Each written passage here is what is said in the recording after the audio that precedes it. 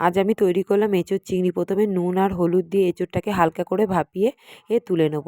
এরপর দেখো কড়াইতে সর্ষের তেল দিয়ে নুন হলুদ মাখানো চিংড়ি মাছগুলোকে দিয়ে দিচ্ছি।